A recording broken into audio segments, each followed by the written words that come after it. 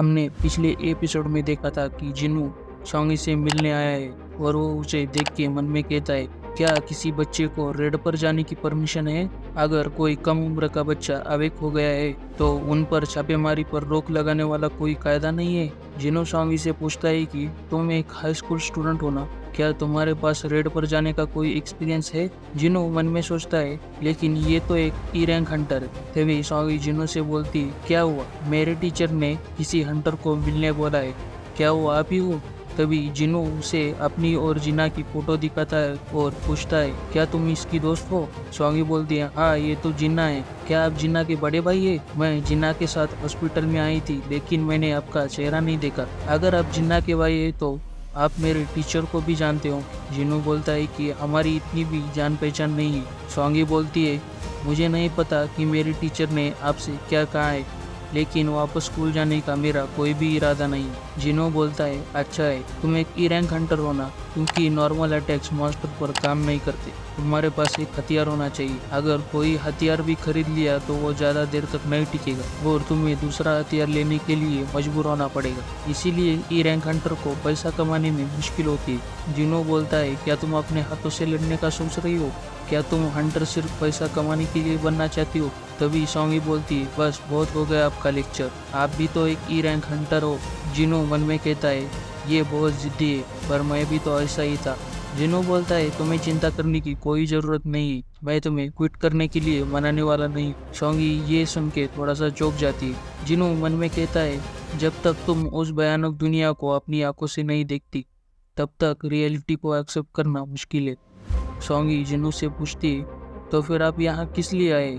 जिन्नू बोलता है, मैं तुम्हें एक ग्रेट हंटर बनाने वाला हूँ। तभी हमें अगले सीन में एयरपोर्ट को दिखाते हैं, जहाँ पर डोंगसू आया हुआ है। डोंगसू बोलता है कि मैंने कभी नहीं सोचा था कि मैं इतनी जल्दी दक्षिण कोरिया आ पाऊंगा। तभी हमें दिखाया जाता है वहाँ पे जिनचुल भी आया हुआ है और जिनचुल डोंगसू को देखकर बोलता है, तुम यहाँ पर क्या कर रहे हो? डोंगसू बोलता है, अरे देखो तो कौन आया है, बहुत दिनों से मुलाकात नहीं हुई। जिनचुल डोंगसू जिनचुल से कहता है, कोरियन हंटर्स गिल्ड का यहाँ पर क्या काम? जिनचुल बोलता है, बस ऐसे ही सर्विलेंस डिवीजन को पता चला कि एक हंटर कोरिया आने वाला है, वो भी एक एस रैंक का हंटर, तो उसका स्वागत करने और उसका ध्यान रखने के लिए यहाँ है।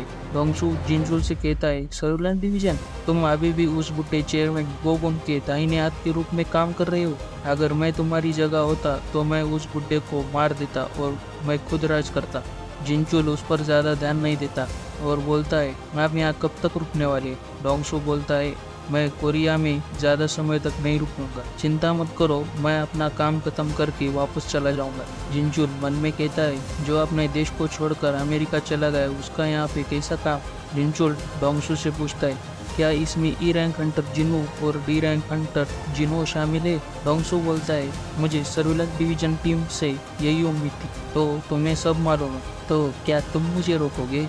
जिनचुल बोलता है, मैं तो सिर्फ अपना काम कर रहा हूँ। डोंगसू जिनचुल के कंधे पर हाथ रखता है और बोलता है, तुम मुझे पसंद हो, तुम स्कैवेंजर गिल्ड को ज्वाइन करने के बारे में क्या सोचते हो? हम तुम्हें उस गोगोन से ज़्यादा पैसे देंगे। जिनचुल मन में कहता है, इस रैंक का डोंगसू और उसका भाई दोनों ने मिलकर बहुत सारे हंटर्स को मारा है, जैसे एक छिपकली अपनी खुद की पूंछ को काट देती है, और उनके खिलाफ कोई सबूत न मिलने के कारण अभी तक जांच रुकी है। वो सचमुच में खून से बंधे भाई है, यहाँ तक कि क्रूर हत्याओं के बाद भी उनमें कोई भी सेंटिमेंट नहीं है और ये समाज के लिए कचरा है। अगले सीन में हमें एक गेट दिखाया जाता है जहाँ पर जिन्नू शॉन्गी को लेकर आया है। जिन्नू बोलता है, बहुत दिनों के बाद मिले चीफ हान। बाद में वो सब एक दूसरे को इंट्रोड्यूस करते हैं। मिस्टर हान शॉन्गी से कहते हैं, तुम तो पहले से ही एक स्टूडेंट हो। मिस्टर हान मन में कहते हैं, ये एक ई रैंक हंटर है, इसीलिए मुझे इससे ज़्यादा एक्सपेक्टेशन नहीं है, लेकिन ये जिन्नू का मामला है तो मुझे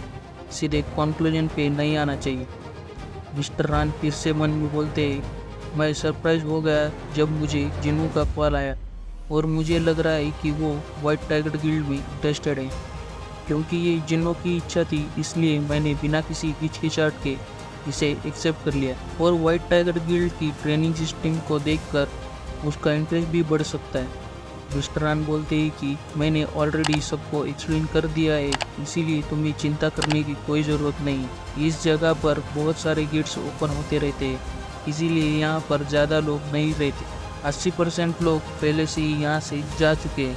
उनका कहना है कि कुछ इलाकों को पूरी तरह से बंद करने का फैसला किया गया है और हमारी ट्रेनिंग के लिए अभी यहाँ एक सी रैंक का गेट ओपन हुआ है। तभी एक आर्मर पहना हुआ बंदा बोलता है, ऑलरेडी 9 बज गए हैं, बक बंद करो और अंदर चलो।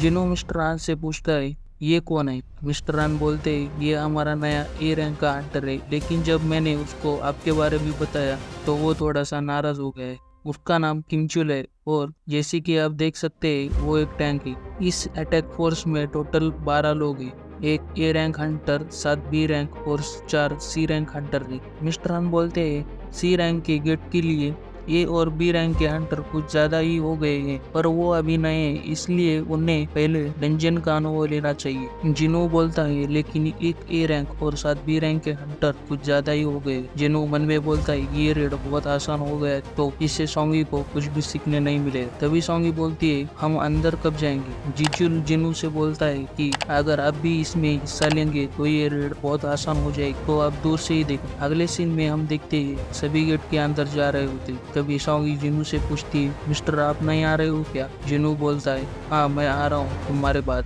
सोंगी गेट के अंदर चली जाती है और जिनू भी गेट के अंदर चला जाता है। जिनू जैसे ही गेट के अंदर चला जाता है तभी वो बोलता है, व्हाट इज दिस सेंसेशन? तभी हम देखते हैं सी रैंक का गेट रेड कलर में बदल जाता है। मिस्टर आन बाहर से बोलते हैं, ये क्या हो रहा है? जिनू बोलता है, यहाँ पर कुछ तो गड़बड़ है, गेट का एहसास पहले से बिल्कुल अलग है, मुझे यहाँ से जल्द बाहर निकलना होगा, ये गेट बहुत खतरनाक है। तभी जिनू गेट से बाहर आने की कोशिश करता है पर वो बाहर नहीं आ पाता। जिनू चीपान से बोलता है, जल्द से जल्द मेन अटैक फोर्स को कांटेक्ट करे। जीचुल बोलता है, हमें इसके बारे में क्या करना चाहिए? सभी हंटर्स गेट के अंदर फंस गए। तभी मिस्टर आन बोलते हैं, ये कोई सिंपल प्रॉब्लम नहीं है जिसे मेन अटैक फोर्स हैंडल कर सकता है, मैं सीधे व्हाइट टाइगर गिल्ड के मास्टर को कॉल लगाता हूँ। मिस्टर आन व्हाइट टाइगर गिल्ड के मास्टर को कॉल लगाते हैं और बोलते हैं, एक सी रैंक का गेट अचानक से रेड गेट में बदल गया। तभी सामने से व्हाइट टाइगर गिल्ड का मास्टर बोलता है, सी रैंक का गेट अचानक से रेड गेट में कैसे बदल गया? और अगर ये सच है तो मुझे खुद आके इसकी जांच करनी होगी। और बाद में नरेटर हमें बताता है कि